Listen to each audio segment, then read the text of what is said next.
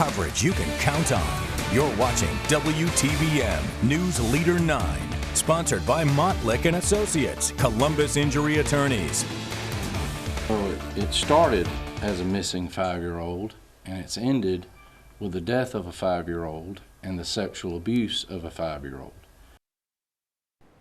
This evening, tragedy in the Chattahoochee Valley. A 5-year-old girl reported missing from Columbus is found dead in East Alabama. Officials discovered her body last night in an abandoned home in Phoenix City. The man accused of killing her is now in custody.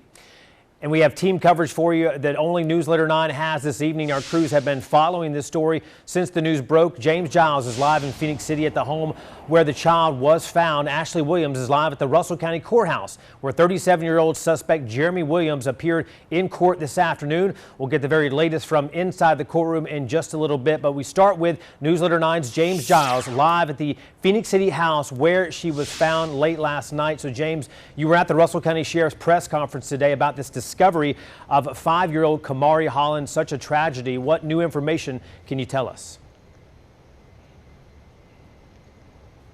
Yeah, Jason, disturbing developments out of Russell County today.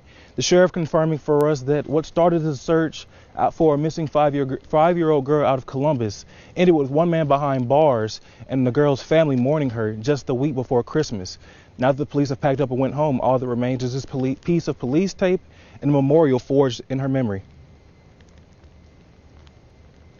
We're having to work a case on a child who absolutely did nothing wrong. When the mother of 5-year-old Kamari Holland closed her eyes early Monday morning, she had no idea it would be the last time she saw her daughter alive. The manner of death at this time looks to be asphyxiation.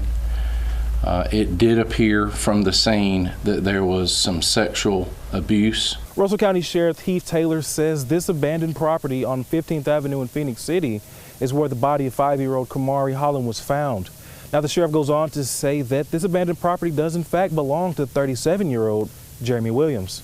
We believe that the mother and the offender did have a relationship, not from a dating perspective, but did know each other. And the sheriff also points out Williams is a drug dealer with a criminal history of child abuse. He declined to say whether drugs played a role in Kamari's abduction. Sheriff Taylor adds Williams was arrested at this motel in Phoenix City shortly after the 5-year-old's body was found. I've seen him a couple times come in and out of here, but he never stays overnight. He just comes, gets his drugs and leaves. A lot of details that I'm not willing to disclose at this time because of the urgency in this case and potential other folks that we may be looking into as suspects or offenders alongside Mr. Williams.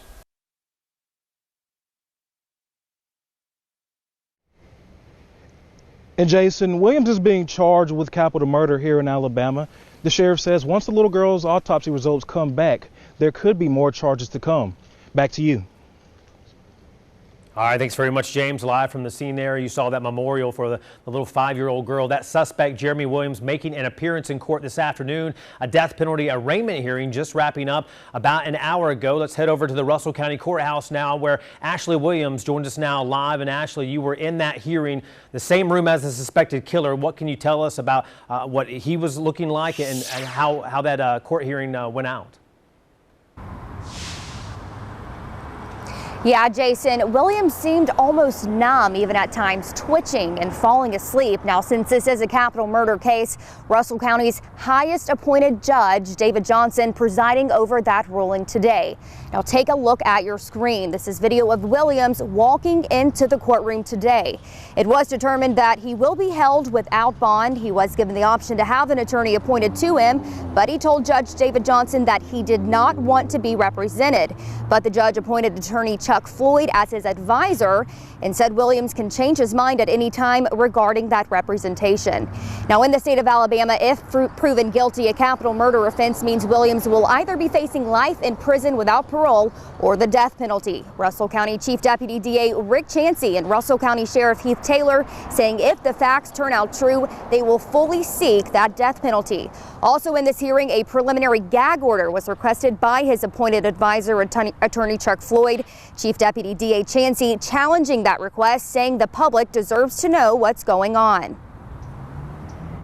There's going to be a gag order. So as far as facts of this case, the judge has ordered that we not disclose any other facts or findings as it comes out in this case. The judge said he will address the fine-tuning of that gag order hopefully very soon, that we'll be able to get more information out as it becomes available.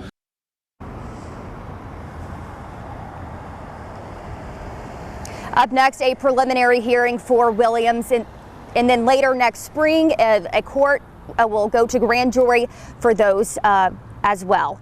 Live in Russell County, I'm Ashley Williams for News Leader 9. All right, thank you, Ashley, for joining us for that team coverage tonight. According to Sheriff Heath Taylor, this is not Williams' first run-in with the law. He was charged with child abuse in Phoenix City in 2009, but later acquitted by a jury in 2012. Sheriff Heath Taylor also mentioning Williams was charged with abuse of a child in Columbus. However, the nature of that case is not known. Williams was the suspect in the death of a 1-year-old in Alaska, but was never charged because of a lack of evidence. In case you missed any of this, you can watch the full news conference in its entirety from the Russell County Sheriff's Office on the tragic death of this 5-year-old girl. That's on our WTVM Facebook page. Switching gears now to our weather on this Tuesday. Another cold start to our day, but warmed up now as we look outside from our Alpha Insurance Sky Cam in Uptown Columbus. That trend of temperature change may keep going up as we get closer to the weekend. Here's Chief Meteorologist Derek Kincaid. Jason, thanks. Yeah, this morning we started out below freezing in some spots, had the frost on the windshield in many other places across the Chattahoochee Valley, but warming up in a big way this afternoon. 66 right now in Columbus, Albany 69, 68 Montgomery. We did have some low 70s on the map today, and I think those are going to be more common getting ready for tomorrow. At the moment, the skies are sunny, sun though about to set, and when that happens, we'll start that process of cooling things back down again for you. We've got a great evening forecast for anything you might have going on outside, but we're going to talk more about what's to come, getting you ready for the rest of this week, the warming trend that's still on the way, and we'll peek ahead to that last weekend before Christmas for you too here in a bit. All right, almost here. All right, thanks very much, Derek. A man accused of killing a 12-year-old is facing charges. David Harrison appeared in court today for the death of Cortez Richardson. Harrison is being charged with felony murder and distribution of narcotics. Attorney Stacey Jackson represents Harrison, arguing a dismissal of the case against his client. He claims there's no evidence that Harrison was ever in possession of any drugs, nor did he initiate the exchange of gunfire with a car that led to Cortez Richardson, the young man getting shot and killed. Jackson asked that the illegal substance distribution and felony charge be dismissed. However, Judge Julius Hunter bound the case over to Superior Court, with bonds to be set by that court at a later date. This was not Harrison's first time in court. His first hearing was September 8th. He had another one planned for November 30th. Today was a continuation of that hearing. Speaking of court, the judge in the Ahmaud Arbery trial setting the sentencing date for the men convicted of Arbery's murder out of coastal Georgia. Gregory and Travis McMichael and William Roddy Bryan will be sentenced January 7th next year. In fact, next month, the 3 defendants face a minimum of life in prison. The judge in this case will decide if they'll be eligible for parole. Arbery, who is black, was shot and killed in Brunswick, Georgia in 2020. The 3 white men were not arrested until May of last year after the release of the cell phone video taken as Arbery was followed by them and shot. At least 88 people are dead across 5 states, 44 reported tornadoes hitting America's heartland. President Biden planning to visit some of the hardest hit communities tomorrow, including Mayfield, Kentucky. ABC's Rena Roy has the latest. So this is where you were hiding? Yeah, right up in that hole right there behind that pink doggy bag. That's where we was laying, and that debris had my legs trapped. As America's deadliest tornado outbreak in more than a decade came barreling through the small town of Mayfield, Corey Holbrook hid in what was once a hallway. It's now reduced to rubble, completely unrecognizable. I don't know how I survived it because it happened so quick. It was fast moving, and it sounded like 2 freight trains coming up on top of us. His 2 friends were able to escape, but he was trapped under debris. A volunteer firefighter coming to the rescue. I thought something else was going to drop on top of the wall and completely crush me because I was scared and I just knew I was going to die. What does it mean to you to be able to stand here and talk to us today? I'm thankful and blessed because it could have been worse. When Holbrook emerged, he saw the neighborhood flattened. So much of the town just gone. This massive candle factory turned to shreds. The level of absolute destruction in one place is hard to describe. Authorities believe everyone inside is now accounted for, but at least 8 people died, including 47-year-old Robert Daniel, 21-year-old Devin Burton, and 36-year-old Joe Ward. And dozens more were killed across the state, ranging from 2 months to 98 years old. And more than 100 across this state are still unaccounted for. The governor of Kentucky says that he expects the death toll will keep rising. Rena Roy, ABC News, Mayfield, Kentucky.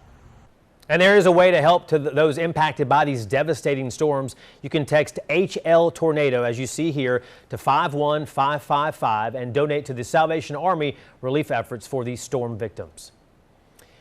We still have the opportunity to help make sure kids in need in the Chattahoochee Valley have a brighter Christmas. Our WTVM Toy Drive is underway, and we're hoping to help as many children as possible. All the donations going directly to both the Valley Rescue Mission and the Department of Family and Children Services for its foster care program. You can drop off new unwrapped toys at any of our sponsor locations you see here, including Gill's Auto Sales or Alpha Insurance, or come to our drive-through event at our station in Columbus tomorrow. Just go to WTVM.com for more information and those drop-off locations. We hope to see you on Wednesday. And after the break, we'll talk weather, getting you ready for this upcoming weekend. Rain chances on the way back up. Again, we'll have those details in your forecast here in just a bit.